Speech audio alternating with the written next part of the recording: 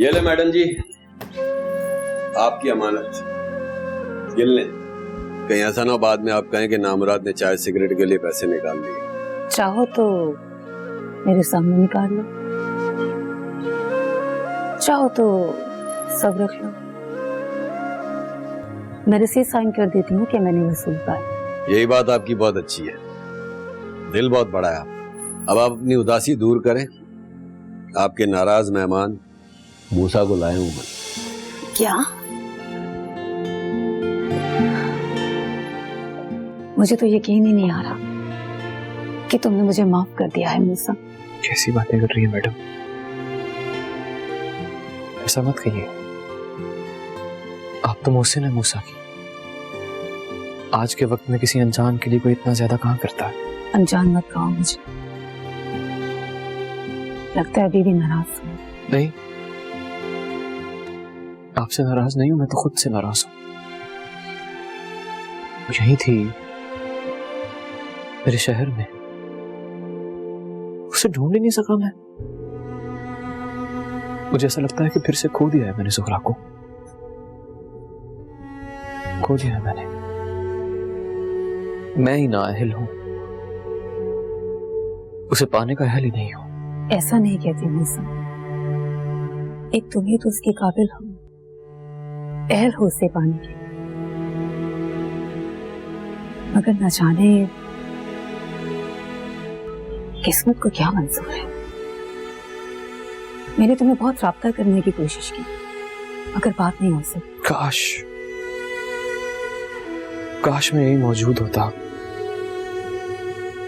कितनी तकलीफ काटी होगी ना उसने, कितनी अजियत में काटी होगी वो कैद के दिन। मेरे होते हुए, मेरे जिंदा होते हुए इतना सब कुछ हो गया है मैडम।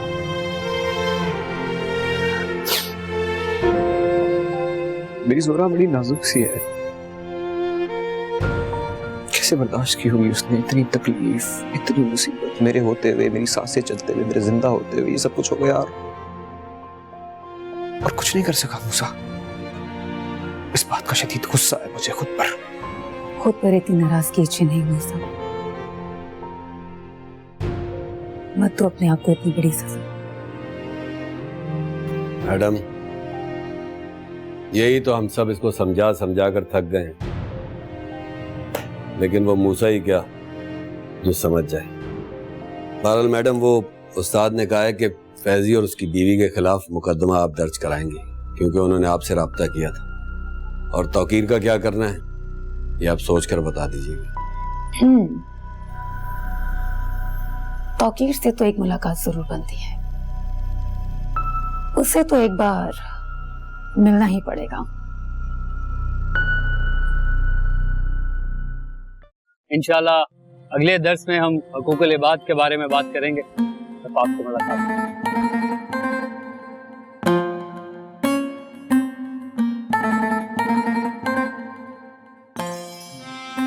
माफ कीजिएगा हज़रत, मैं जरा दर्स में मसरूफ था तो आपको आते देख नहीं सका। कोई बात। वैसे तुम्हारा दर्स देने का अंदाज बड़ा ही दिलपजीर है। अलामा साहब ऐसे नहीं तुम्हारी तारीफ करते। ये तो उनकी मोहब्बत है, सच पूछे तो मैं सिर्फ उनकी नकल करने की कोशिश करता हूँ, और मुझे जो कुछ भी आता है सब उन्हीं का तो सिखाया हुआ है। अरे बेटा, नकल के लिए भी तो अक्ल चाहिए होती है ना। अलामा साहब ने तुम्हारी अक्ल देख के ही तुम पे तवज्जो दी होगी। आपकी इनायत है, मेरे लिए कोई खिदमत है तो अर्ज करें। जज़ाकल्लाह बेटा, जीते रहो जीते रहो। तुमने आते ही सब कुछ संभाल लिया है, वरना ईसा ने तो बहुत कुछ पीछे छोड़ दिया था, मगर तुमने सब संभाल लिया। जीते रहो। मेरा बेटा मूसा भी ना। जी, मुझे मज़ार के पुराने मुरीदैन ने बताया था कि किस तरह से मूसा भाई अपनी निगरानी में सब काम किया करते थे।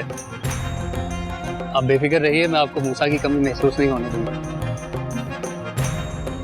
जीते रहो बेटा, जीते रहो।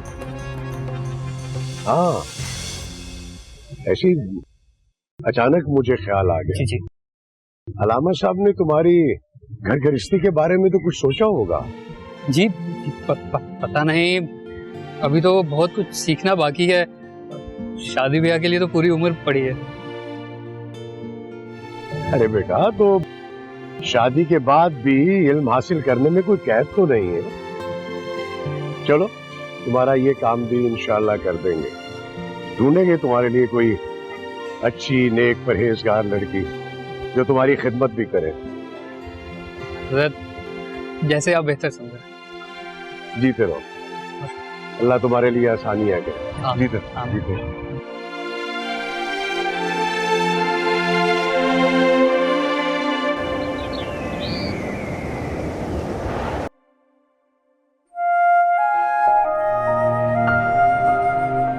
सारा दिन कमरे में बंद रहती है, बाहर सेन की तरफ निकल आया करो। हवेली का वो हिस्सा सिर्फ औरतों के लिए है, वहां पर मर्द नहीं आते। मेरा जी नहीं चाहता। जी को मनाना पड़ता है। अगर इसी तरह दिल की सुनती रहोगी ना तो 4 दिन भी जी नहीं पाओगी। मर ही जाए तो अच्छा है। ऐसा क्यों सोचती हो? मुझे लग रहा है तुम्हें तुम्हारे घर वाले याद आ रहे हैं। अगर तुम कहो तो मैं मिलवाने का इंतजाम कर सकती हूँ। नहीं, इसकी कोई जरूरत नहीं है। मैं वहाँ वापस नहीं जाना चाहती, और अन्ना जी भी तो यही चाहती थी। तभी उन्होंने मेरी शादी करके मुझे सबसे दूर कर दिया। मगर मेरे नसीब में तो घर की छत है ही नहीं। ऐसा नहीं सोचती बेटा, हो सकता है तुम्हारी गुमशुदगी में वो परेशान हो, और माँ तो माँ होती है ना, चाहे वो सुतेली क्यों ना हो। जब एक दफा हम माँ कह देते हैं ना तो फिर वो सुतेली नहीं रहती। जाहिर है उसका दिल भी तड़पता होगा तुम्हें याद करके। माँ है ना वो तुम्हारी। सही कहती हैं आप। हमने भी कभी अन्ना जी के लिए मुंह बोली माँ का लफ्ज इस्तेमाल नहीं की, अगर झिझक होती उन्हें इतला दूं भी तो कैसे दूं? अगर वहां से किसी शख्स ने आपकी पाक दहलीज पार कर दी तो? मैंने बताया ना, ये जात पात, ऊंच नीच, आला नस्ब, ये सब हदें में बहुत पहले पार कर चुके हैं। ये एहसास मूसा के छोटे से सवाल ने दिलाया है। कैसा सवाल? ताईजान, ताईजान कहाँ है? जी वो तो पिछली तरफ गई है जनाना खाने में। अच्छा, सरी के पास गए होंगे। मैं भी वहीं जा रही हूँ, अम्मा पूछे तो बता दीजिएगा। जी ठीक है। बस एक सवाल जो शायद तुमसे ही सुनकर आया था। उसने अपने अब्बा के सामने कह डाला कि अगर मूसा पीर कुदरतुल्लाह के घर पैदा हुआ तो इसमें उसका क्या कमाल, जोरा अगर किसी बाजार में पैदा हुई तो इसमें उसका क्या कसूर। क्या जवाब मिला उसे? इसी जवाब की तलाश में ही तो भटकता फिर रहा है मेरा बेटा। ये सब कुछ मेरी वजह से हुआ है, मैं कसूरवार हूँ इसकी। इसीलिए तो कह रही, जो कुछ दिल में है कह डालो। यहाँ तुमसे कोई भी मिलने के लिए आएगा, किसी को कुछ पता नहीं चलेगा। आप बस मेरा एक काम करते, किसी तरह चंदा को यहाँ मेरे पास मिलवा दे, मैं उससे मिलना चाहती हूँ। अगर अन्ना जी को सच्चाई पता चली तो वो अपने जज्बात पर काबू नहीं रख पाएंगे और मुझे परेशान नहीं करना चाहिए। पीर साहब के मुझ पे बहुत एहसानात, उन्होंने मुझे अपनी पनाह में रखा। मैं नहीं चाहती कि मेरी हकीकत जानने के बाद वो कि जिस लड़की को वो यहाँ उठा कर लिया है उनका घर उसी लड़की ने बर्बाद किया है। मैंने मजीद तकलीफ नहीं पहुंचाना चाहती, बस आप मेरा ये काम करते हैं। कौन किसको आजमाइश में डाल रहा है भाई? मुझे तो खुशी हुई है सुन के कि जरी को भी कोई काम है, वरना ताईजान मैं पूछ पूछ के थक जाती हूँ, कुछ बोलती नहीं। फिक्र मत करो, आज से सारे काम जरी के तुम खुद करोगी अपने हाथों से।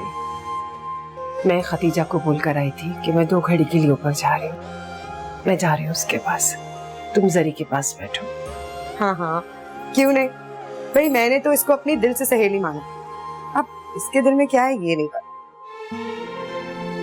अच्छा ठीक है। फिर क्या ख्याल है मेरे बारे में?